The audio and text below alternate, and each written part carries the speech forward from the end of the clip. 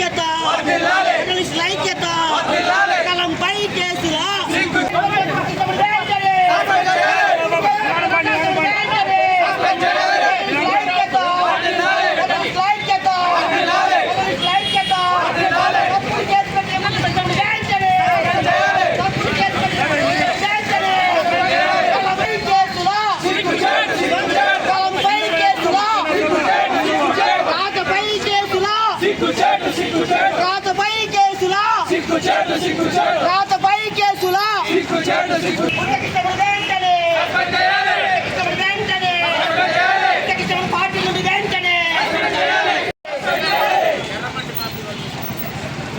ఎర్రమట్టిపై వాస్తాంటనే పుట్టకిష్టముడు వేంటనే పుట్టకిష్టముడు వేంటనే పుట్టకిష్టముడు వేంటనే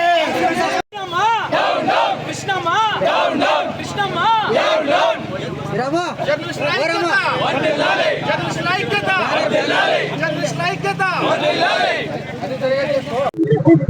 journalist కి ఒక చీకటి రోజు అని చెప్పొచ్చు. నిజంగా ప్రభుత్వానికి ప్రజలకి వారధిగా పనిచేస్తున్నటువంటి జర్నలిస్టు వృత్తికే మచ్చి వచ్చే విధంగా ఈరోజు ఆదోన్లో ఈ సంఘటన జరిగింది.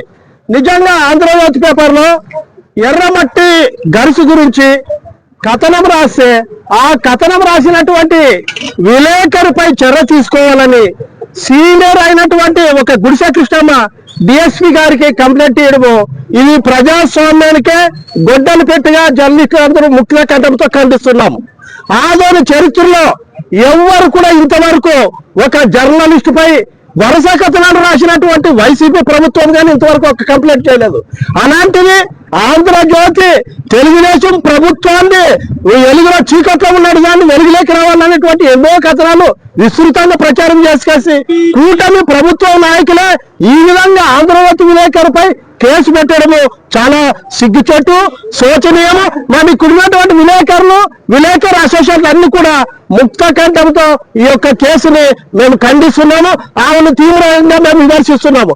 మరి ఈ విధంగా అక్రమ కేసులకు ప్రోత్సహిస్తూ డిఎస్పీ గారిపై విలేకరులు నిజాలు నిర్భయంగా రాస్తే పత్రికకే ఒక గొడ్డలు పెట్టు, ఇది ప్రజాస్వామ్యానికే గొడ్డలు పెట్టు. ప్రజాస్వామ్యంలో ఫోర్త్ ఎస్టేట్ గా పిలువబడుతున్నటువంటి పత్రికా రంగాన్ని నాశనం చేయాలా, నిజాలు నిర్భయంగా రాసే వాళ్ళని భయపెట్టేయాలా అని చూస్తే మేము ఎంత భయపెట్టిస్తే మేము అంతా ఇంకా బలోపేతమవుతాము. కాబట్టి గుర్తుంచుకోండి, నాయకులు ఏ నాయకులైనా కూడా బతికి బట్టగట్టాలన్నా బయటికి రావాలన్నా కూడా నువ్వు ఇంకా అనధికారంలో ఎదగాలన్నా కూడా పత్రిక లేకుండే నీ మనుగడ సాగదు. మేము అనుకుంటే ప్రతిరోజు మీరు చేస్తున్నటువంటి అవినీతి కార్యక్రమాల్ని ఇక నుంచి క్షుణ్ణంగా పరిశీలిస్తాము. ప్రతిరోజు కూడా ఇదే విధంగా ప్రచురితం చేస్తాము. మీతో దమ్ముంటే ఎన్ని కేసులు పెడితే పెట్టండి, మేము కానీ చూసుకుంటాం. మేము కూడా మాకు కూడా ఐజాయింట్ ఇండియా జర్నలిస్ట్ అసోసియేషన్ ఉంది. ఒకవేళ మీరు అధికారులు అయితే మేము కూడా మా విలేకరులు పెట్టినటువంటి కేసుల గురించి మేము కూడా సీఎం దృష్టికి విషయాన్ని తీసుకొస్తాము. ఇప్పటికైనా ఇలాంటి తప్పుడు కేసులు పెట్టేటువంటి దాన్ని మీరు మానుకోవాలి. ఇప్పటికైనా మీరు అవసరమైతే అభివృద్ధికి పాటుపడండి, మీ గురించి మేము రాస్తాము. మంచి పనికి ప్రోత్సహించండి, మీ గురించి మేము ఎంత కావాలో అంత రాస్తాము. కాబట్టి ఒక విలేకరులు భయపెట్టాలని చూస్తే మేము మాత్రం సాధించము. కాబట్టి ఇక్కడ ఉన్నటువంటి జర్నలిస్ట్ అందరూ కూడా దీన్ని తీవ్రంగా పరిగణిస్తూ ముక్త కంఠంతో దీన్ని ఖండిస్తున్నాము. ఇలాంటి కేసులు ఎన్ని పెట్టినా కూడా మేము భయపడేది లేదు, మరింగా బలోపేతమవుతామని మీకు ఈ సందర్భంగా విజ్ఞప్తి చేస్తున్నాం. ముఖ్యంగా గుడిసి కృష్ణమ్మ గారు ఈ విధంగా చేయడము చాలా దారుణము. ఆమెను పార్టీ నుండి కూడా సస్పెండ్ చేయాలనేది మా యొక్క నినాదము. కాబట్టి ఇక్కడ ఉన్నటువంటి సభ్యులందరూ ఈ విధంగా మేము ర్యాలీగా బయలుదేరి వచ్చి ఇప్పుడు సబ్ కలెక్టర్ గారికి మెమోరాండం వేయాలా, డిఎస్పీ గారికి మెమోరాండం వేయాలని కోరుతున్నాము. ఇక్కడ అనేక సంఘాలు వచ్చినాయి కాబట్టి వేరే వాళ్ళని కూడా వాళ్ళకి కూడా అవకాశం ఇస్తున్నాము. నా పేరు దేవదాసు, ఏపీయూడబ్ల్యూజే జిల్లా ఉపాధ్యక్షులు.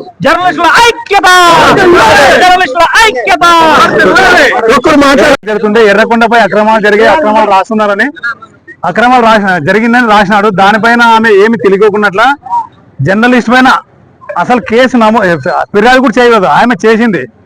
యాక్చువల్ ఇట్లా చేయడం వల్ల ఆమె పైన రిటర్న్ కంప్లైంట్ చేసి ఆమె పైన కేసు నమోదు చేయించి ఆమెను శిక్షించాలని నేను కోరుతున్నాను. మా తరఫున పార్టీ నుంచి సస్పెండ్ చేయకపోయినా మా సంఘాల తరఫున డిమాండ్ చేస్తున్నాం మేము.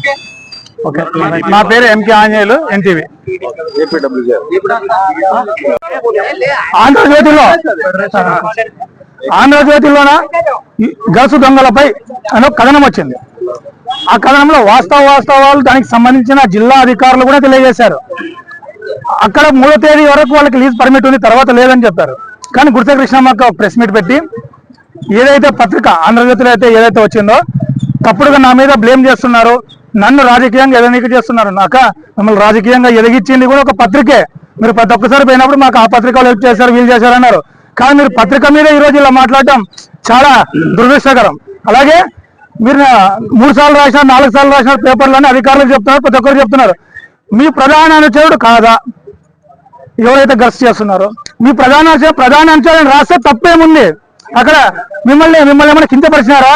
మీరే చేస్తున్నారని చెప్పారా? లేదు కదా. మీ ప్రధాన అనుచరుడు మీరు ప్రతి పార్టీ మీటింగ్ లో మా అన్న మా తమ్ముడు మా అని చెప్పుకుంటుంటారు కదా, మళ్ళీ మీ అనే రాసే దాంట్లో తప్పేముంది? మీరు అంత రియాక్ట్ అవ్వడానికి అంటే మీ మీద ఒక పేరు రాస్తే మీ ప్రతిష్ట మొత్తం దిగజారిపోతుందా? దాంట్లో ఏమైనా తప్పుడు వాక్యాలు ఏమన్నా ఉన్నాయా? అంత క్లియర్ కట్ గా అధికారులు అయితేనేమి 3వ తేదీకి లీజ్ పర్మిట్ అయిపోయింది, తర్వాత చెయ్యాలా, అంతవరకు లేదంటున్నారు. మీరు రాయల్టీ పేపర్లు ఇంత బండలు చూపించారు. మీరు తవ్విన ప్రతి చోట ప్రతి ట్రాక్టర్కి ప్రతి ఒక్కదానికి రాయల్టీ కట్టినారా? ప్రతిదీ బయట ఆపితే వాళ్ళు చూపించగలరా? మీరు అసలు అసందర్భంగా మీరే వచ్చి మీరే మాట్లాడినారు. ఇది గరుసు దొంగలు ఎవరైతే ఉన్నారో వాళ్ళ మీద రాసిన వార్తలు, కానీ తేలు కుట్టిన దొంగ ఎవరంటే నేనే అన్నట్లు బయట పడినట్లు వచ్చి మీరు మాట్లాడుతున్నారు. ఇది అసలు సమంజసం కాదక. మీ మీద ఒక రెస్పెక్ట్ అనేది పత్రికా విలేకరులకు చాలా ఉండేది. మీరు ఎప్పుడైతే పత్రికల మీద ఇలా విషయం కక్కుతున్నారో, కంప్లైంట్ ఇవ్వాలని పోయినారో, మీకు ఎవరు చెప్పినారో కానీ చాలా తప్పుడు గైడ్లైన్స్ మీద మీరు వెళ్ళారు. మీరు వెళ్ళడానికి మా జర్నలిస్ట్ సంఘాలు అన్ని ముక్తకంఠంతో మిమ్మల్ని వ్యతిరేకిస్తున్నాం. మిమ్మల్ని పార్టీ నుంచి సస్పెండ్ చేయాలని కూడా ఈరోజు మేము నినాదం ఎత్తుకుంటున్నాం.